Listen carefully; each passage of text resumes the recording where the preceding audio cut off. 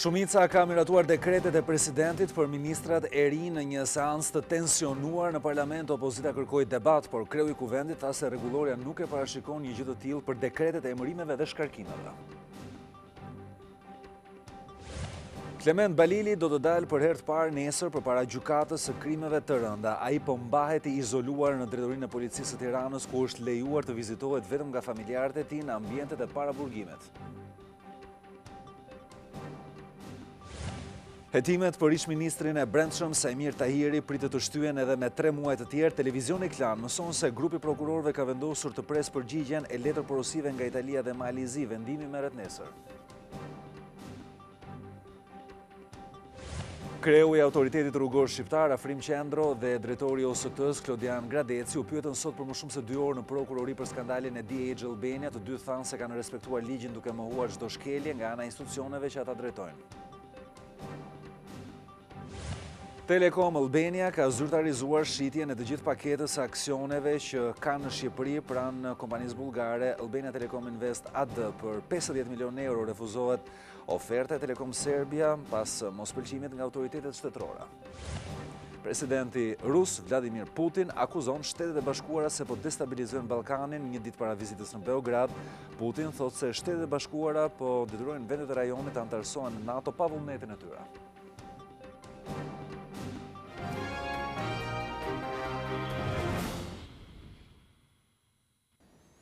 Mirëmbrëma dhe mirë se vini në lajmet e televizionit Klan. Ky është edicioni informativ I orës 19:30. Do të jemi së bashku për zhvillimet kryesore. Shumica ka miratuar dekretet e presidentit për ministrat e ri në një seancë e cila ka qenë e tensionuar në parlament. Opozita kërkoi debat, por kreu I kuvendit tha se rregulloria nuk e parashikon një gjë të tillë për dekretet e emërimeve dhe shkarkimeve. I vetmi dekret që pretende firmën e presidentit është ai I emërimit kryeministrit edhe si ministër I jashtëm.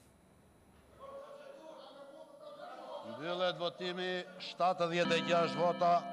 Ndryshimet në qeveri të dekretuara nga presidenti Meta morën votën e majorancës në një seancë të tensionuar, për shkak se opozita e quajti shkelje të rregullores mungesën e një debati për ministrat e rinj. Kemi paraqitur listën e forcave për çdo grup parlamentar dhe mbi bazën e kësaj kërkese kërkojmë që të zhvillohet debat, pasi na mbështet rregulloria dhe kushtetuta. Në rregullorin e kuvendit ka nen për emërim shkarkim të president Republikës, të qeverisë kur bëhet fjalë për mocion votbesimi. Ka nen për titullar të institucioneve, qofshin ato kushtetuese apo caktuara me ligj. Në këtë rregullore që kemi dhe në kaq vite, një pjesë më e madhe me 4 apo më shumë mandate, asnjëherë nuk kemi bërë debat për emërim dhe për shkarkim ministri. Përpara se të japte rrugë votimit, kryeparlamentari Ruçi tha se rregulloria nuk parashikon debat për dekretet e shkarkimit dhe emërimit të ministrave, duke sjellë në vëmendje praktikën parlamentare të 18 viteve të fundit. Në 37 seanca dhe në 162 dekrete emërimesh dhe shkarkimesh, edhe pse është kërkuar si sot, përsëri janë zhvilluar pa debate. Prandaj hap votimin për prezencën. Kaq mjaftoi që tensioni në sallë të rritej e më pas opozita të braktisë punimet e parlamentit. Për shkarkimin e zonjës Lindita Nikola, ministre e Arsimit, Sportit dhe Rinisë. Jashtë kuvendit, kreu I opozitës Lulzim Basha bëri një paralajmërim të fortë në kundërpërgjigje të qëndrimit të shumicës, teksa foli për një aksion të ri opozitar që do të synojë rrëzimin e qeverisë. E sotme është një shpallje luftë ndaj opozitarizmit dhe parlamentit. Betejë është dhe duhet jetë finale. Ajo që ne do të bëjmë si opozit është mobilizimi total I të gjithë resurseve opozitare dhe thirrja ndaj çdo shqiptarit ndershëm për të rrëzuar me çdo kusht, me çdo çmim dhe me çdo mjet shkaktarin dhe përgjegjësin e kësaj emergjence kombëtare për largimin imediat të Edi Ramës. Pas seancës plenare, Tauland Balla u shpreh se mazhoranca është e gatshme për çdo debat në parlament. Mjafton që ai të kryhet në respektim të rregullores. Ne jemi të gatshëm kurdo herë që nesër, nëse opozita depoziton një kërkesë për zhvillimin e një mocioni me debat. Për çfarë do lloj çështje? Duan një mocion me debat për përbërjen e kabinetit qeveritar, patjetër, por ajo duhet bërë në bazë rregullores. Në pritje të firmës së kreut të shtetit është vetëm ministri I ri I jashtëm, post të cilin ka kërkuar ta mbajë kryeministri Rama, pas refuzimit të Gencakajt nga presidenti Meta. Ndonse majoranca I kërkoi të reflektojë, ky fundit është përgjigjur shkurtimisht. Kushtetuta e para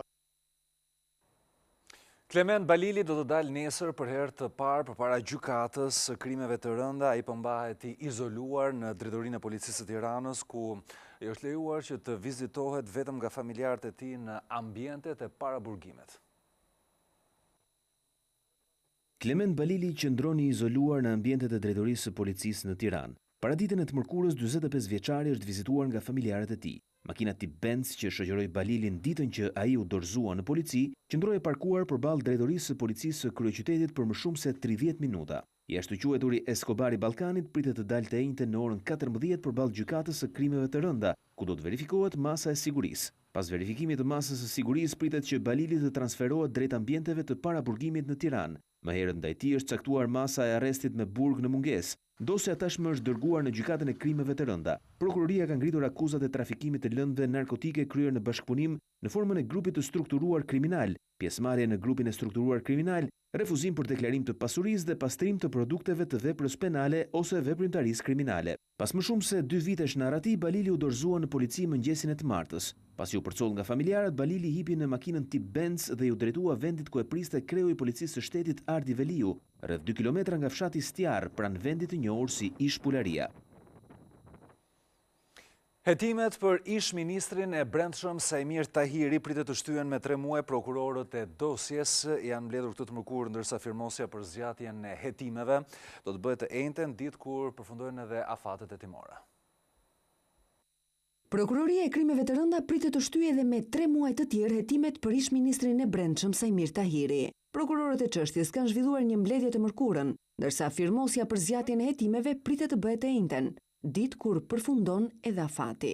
Prokurorët duan më shumë kohë për provat që nuk kanë mundur t'i sigurojnë deri tani.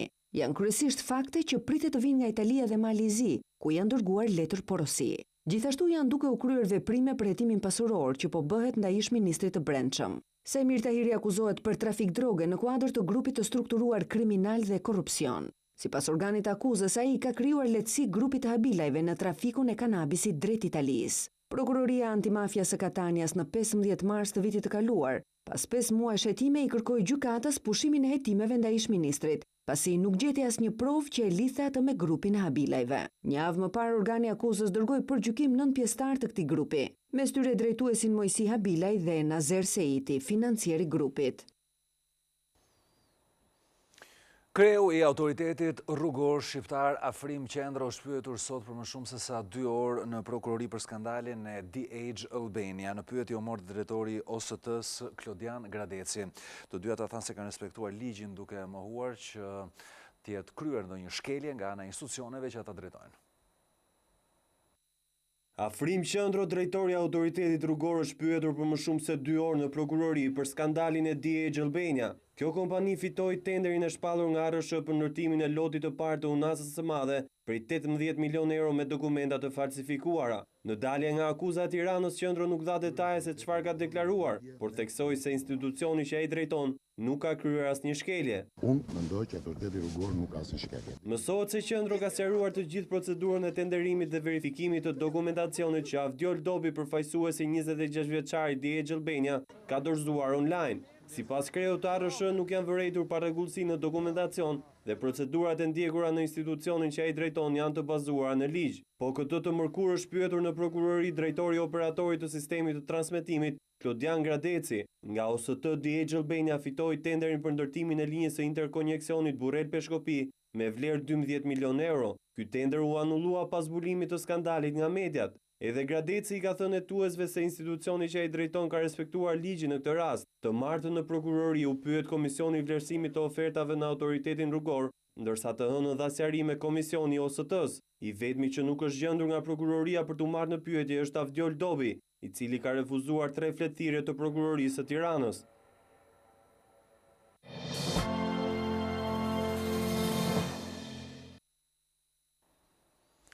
Në fakultetet e Tiranës po vjon bojkoti dhe ngujimi që është vënë re, madje edhe një përplasje mes tyre dhe studentët të cilët duan që të kthehen në mësim.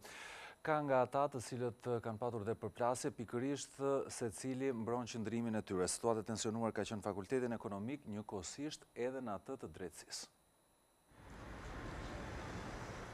Këtë të mërkur, studentët e ekonomikut kanë radikalizuar bojkotin duke bllokuar hyrjen e fakultetit. Ata bllokuan derën me karrige dhe tavolina. Për herë të parë nuk është lejuar hyrja e administratës brenda ambienteve të fakultetit. Edhe një grup tjetër studentësh nuk u lejuan të futeshin në ambientet e ekonomikut. Ne jemi pro mësimit, jemi një grup goxha i madh. Nuk na lejuan të hyjmë brenda dhe do ikim tani, se s'kemi çfarë të bëjmë tjetër. Kam ardhur të interesohem për bursat, për dokumentet që na duhen. Duke qenë se dje shumica u votua për bojkot, duhet të respektohet vendimi i shumicës. 70% e studentëve të Fakultetit të Ekonomisë janë shprehur pro vazhdimit protestës me bojkot dhe me ngujim. Përplasje me studentëve ka pasur edhe tek Fakulteti i Drejtësisë, një pjesë pro bojkotit dhe një pjesë pro mësimit. 90% e studentëve janë për mësim tani, nuk mund mbetemi ne pengi një pjesë, nuk ka arsye që pak në digjet një vit akademik. Tashmë prej një jave, studentët e 4 fakulteteve në vend janë mbyllur në ambientet e brendshme të auditoreve duke kërkuar plotësimin e 8 kërkesave të tyre dhe më kryesorja rrëzimin e ligjit të arsimit të lartë. Shumica e studentëve në fakt janë ose pro bojkotit ose pro ngujimit. Në një takim të zhvilluar pas ditën e së martës, dekani i Fakultetit të Drejtësisë Artan Hoxha u ka kërkuar studentëve të ngujuar të rikthehen mësimit. Keni gjithë dokumentacionin. Po të ndodhi gjë, ku do shkoni? Partia Demokratike ka quajtur shantazh ndaj studentëve deklaratën e dekanit. Partia Demokratike dhe i bën thirrje pedagogëve të ndershëm të dënojnë aktin prej banditi të dekanit Artan Hoxha dhe të rreshtohen në krah të studentëve të tyre. Bojkotit dhe ngujimit janë bashkuar edhe studentët në rrethe në Universitetin e Durrësit dhe atë të Elbasanit. Dhe Kryeministri Edi Rama e ka ftuar sot studentët që për çdo paqartësi të tyre të drejtohen në portalin online të bashkëqeverisjes, aty ku do të gjenë një hapësirë e cila është dedikuar për ta. Platformën për bashkëqeverisjen Kryeministri ofron si ur komunikimi dhe me studentët, një pjesë për të cilëve vazhdojnë protestën tani më brenda universiteteve. Për çdo paqartësi që kanë lidhur me vendimet e Këshillit të Ministrave, Rama i lajmëron se do të ketë një dritare virtuale të dedikuar për ta. Sot do të çelet një rrugë tek platforma Shqipëria që duam. Besoj është çështje orësh, po e përgatisim. Në takimin e përjavshëm me koordinatorët e kësaj platforme, u prezantuar raste të reja të çështjeve të adresuara pas varritjeve disa vjeçare në sportelet e administratës. Një prej tyre erdhi nga Mati, për vonesën 8 vjeçare të dëmshpërblimit të shtëpisë, e dëmtuar nga rrëshqitja e tokës. Ai pohoi se një kandidat për deputet i kishte kërkuar dhe para, por zgjodhi që emrin të mos e bëj publik. Kam net me deputetin dhe më ka dërguar 1 milion lekë tavolinë para zgjedhjeve. Jo t'juj, tjetër 1 milion lekë. Jo do të gatru, sepse e kam këtu. Herë dy që takohemi bashkë, një herë kur erdhën Burrell dhe më tha s'ke shanse me fol. Kur unë them drejtohet e platforma nuk është për të përgjigj në mënyrë arrogante se ma kanë gjetë këtë tani. S'ka problem, do shohim se sa kryeministra më pas do t'ju përgjigjen fare. E ardhmja atyre që abuzojnë me detyrën, Rama siguron se janë dyert e organeve të drejtësisë, ndaj nxit qytetarët vijojnë të denoncojnë çdo rast të tillë.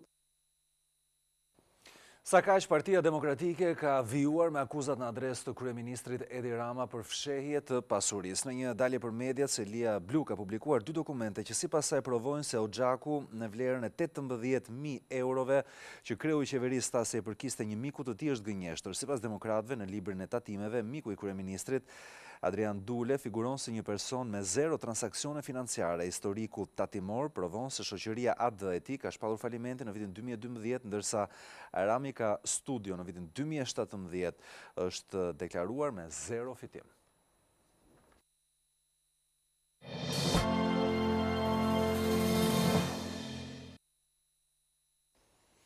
Telekom Albania ka zyrtarizuar shitjen e të gjithë paketës së aksioneve që ka në Shqipëri pranë kompanisë bullgare Albania Telekom Invest AD për 50 milion euro. Rrëzohet oferta e Telekom Serbia pas mospëlqimit nga autoritetet shtetërore. Operatori i dytë më i madh në Shqipëri në fushën e shërbimeve celulare Telekom Albania i është shitur për 50 milion euro kompanisë bullgare Albania Telekom Invest AD. Njoftimin e ka bërë përmes një deklarate zyrtare grupi OTE, që është pronari i kompanisë Telekom në Shqipëri e që kontrollohet nga grupi gjerman Deutsche Telekom. Shitja e Telekom Albania mbyll me sukses investimin në Shqipëri të grupit OTE. Është një vendim strategjik në kontekstin e ripërcaktimit të prioriteteve dhe planit të rritjes për grupin tonë, në mënyrë që të krijojmë vlerë për të gjithë aksionerët dhe të mbështetim zhvillimin e qëndrueshëm. 100% e paketës së Telekom në Shqipëri tashmë do të kontrollohet nga manjati bullgar Spas Rusev, i cili është edhe pronar majoritar i kësaj firme, dhe Elvin Guri, një biznesmen shqiptar bullgar në fushën e shërbimeve financiare. Rusev ndërkohë ka një eksperiencë më të madhe në sektorin e telekomunikacionit, pasi zotron një ndër operatorët më të mëdhenj të këtij tregu në Bullgari, kompaninë Vivacom. Menjëherë pas dhënies së miratimit të autoriteteve në Shqipëri, kompania e re do të nisë punën, jo më larg se në muajin qershor të këtij viti. Kjo ishte oferta e dytë financiare më e madhe për këtë kompani, pas asaj që dha Telekom Serbia, por që autoritetet shtetërore në Shqipëri shprehen rezerva nëse do të arrijë një marrëveshje për shitjen e një sektori strategjik pranë kësaj firme. Telekom Albania ka 30% të tregut të telekomunikacionit në Shqipëri, ndërsa pjesa tjetër ndahet mes Vodafone dhe Alp Telekom. Mbetemi akoma më tej tek ekonomia. Me informacionet tona, Banka e Shqipërisë do të përdorë të njëjtën tendencë të politikës monetare me Bankën Qendrore Europiane për të shmangur risjet ndaj bizneseve. Gjatë një forumit organizuar për vendet e Europës Qendrore dhe Lindore nga Euromani, guvernatori Zeqo tha se norma interesit të lekut është ulur në Shqipëri pas marrjes së planit të lehtësimit sasior nga Banka Europiane dhe do të forcohet pas përfundimit të këtij plani këtë vit. Rritja e normës interesit mund të rritë interesat për kredinë e re, por njëkohësisht edhe fitimet nga depozitat për qytetarët. Në këtë forum, kreu i Bankës së Shqipërisë mori në analizë dhe forcimin e dollarit në tregje, ku tha se efekti i vetëm që do të reflektohet në vendin tonë është shtrëngtimi i disa mallrave dhe i karburanteve.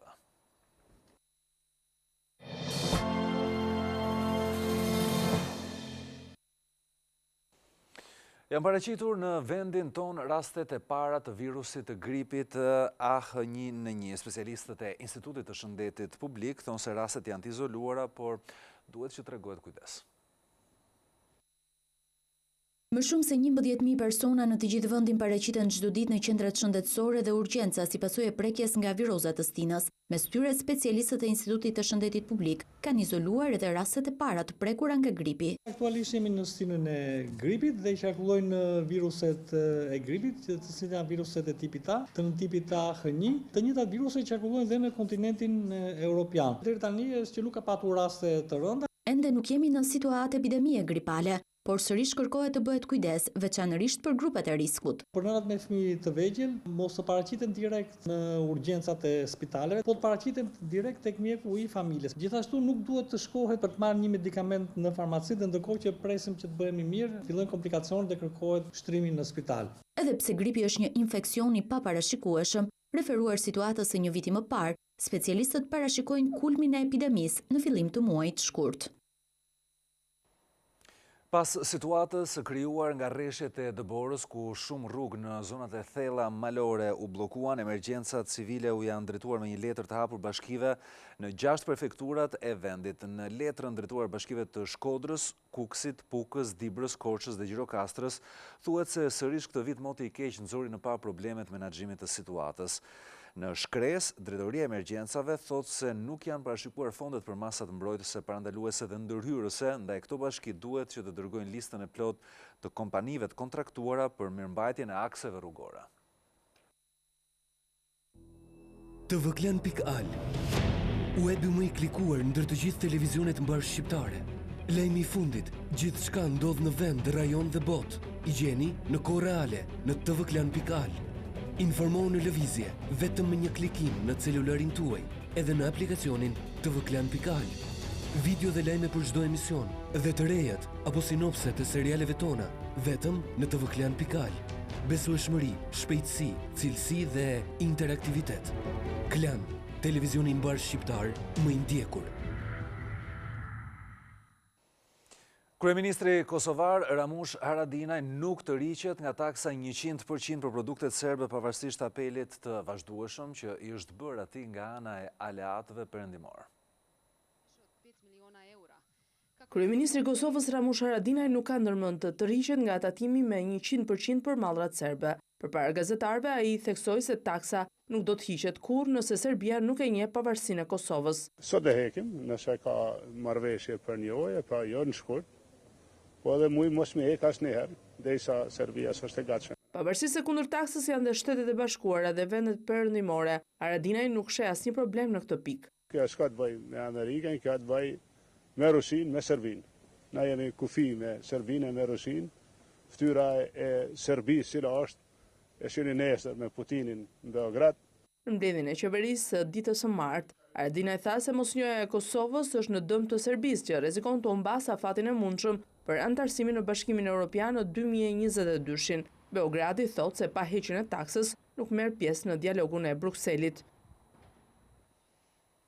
Presidenti rus Vladimir Putin ka akuzuar Shtetet e Bashkuara të Amerikës se janë duke destabilizuar Ballkanin. Një ditë para vizitës në Beograd, Putin thotë se Shtetet e Bashkuara po detyrojnë vendet e rajonit që të anëtarësohen në NATO pa vullnetin e tyre.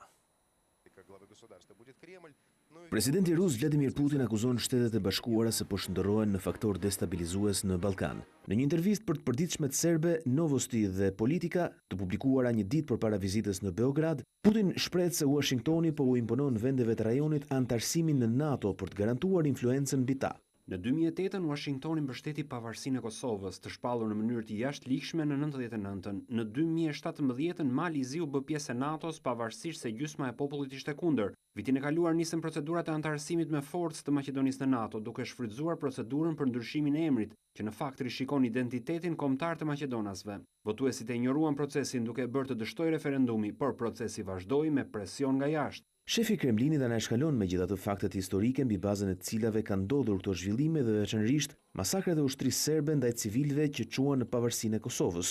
Në intervistën për të përditshmen serbe, Putin tha se këtë vit Serbia do të anëtarësohet në Unionin Ekonomik Euroaziatik, që e bën pjesë të bashkimit doganor me disa prej ish republikave sovjetike. Analistët politike shohin këtë union si përpjekje të Moskës për të ringjallur bashkimin sovjetik për të sfiduar zgjerimin e influencës perëndimore në vendet e ish bllokut komunist.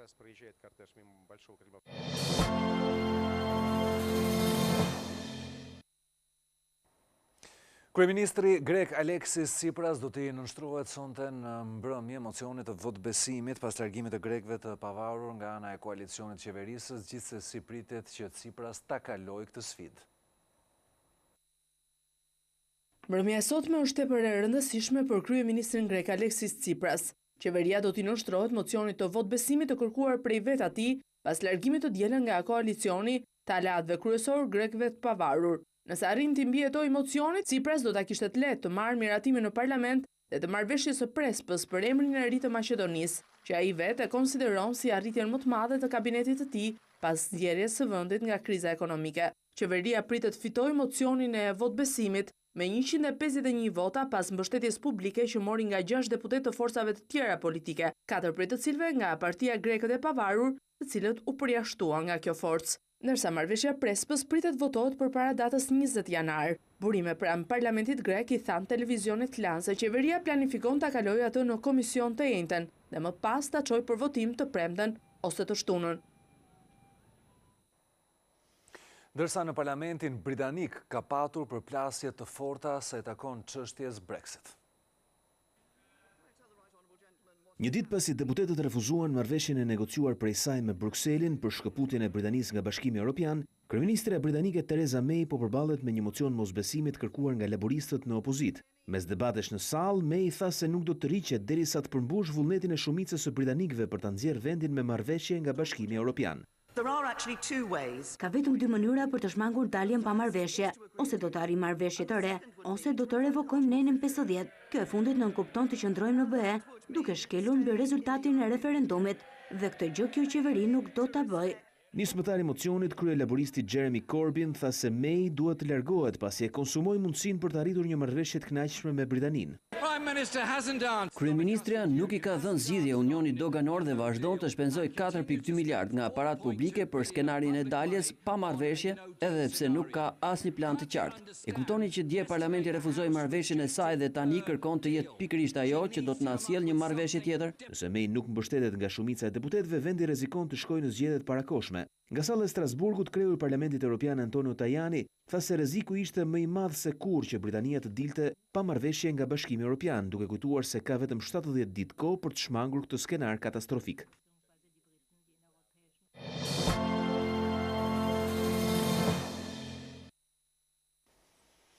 Kryebashkiaku Velia i tha se është i angazhuar për të mbajtur premtimin e bërë më parë që brenda 5 viteve Tirana të furnizohet 24 orë pa ndërprerje me ujë. Dyfishimi i kapacitetit të filtrimit të ujit në Bovill dhe një linjë re transmetimi pritet të përmirësojë në furnizimin me ujë në Tiranë për qytetarët, veçanërisht për ata që jetojnë në periferi.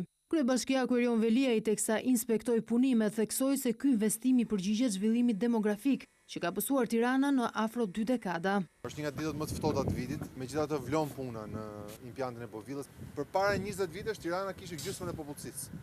Me dyfishimin e popullsisë janë dyfishuar nevojat për ujë, kështu që ne fillojmë dyfishimin e impjantit Bovillës. Nisja e këtij investimi për Kryebashkiakun e Tiranës shënon edhe nisjen e realizimit të premtimit, se Tirana do të ketë 24 orë ujë në 5 vjet. Ashtu siç kemi premtuar, kjo shënon dhe nisjen e kronometrit për premtimin ton të 5 viteve Tirana ujë 24 orë. Shtimi i këtij impjanti do të përfitojë kryesisht zona e Ysberishit, zona e Stirit, zona e Unazës së Re. Bashkia e Tiranës synon që puna në Bovill të përfundojë brenda verës, ndërsa ajo për gjithë linjën e transmetimit brenda vitit.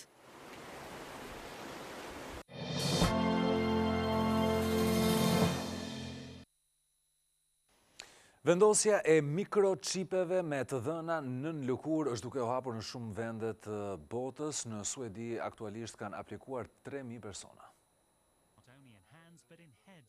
Implantimi nën lëkurë i mikroçipeve me të dhëna personale po përhapet me ritme të shpejta. Metoda po testohet zyrtarisht në Suedi, ku ato i kanë vendosur të paktën 3.000 persona.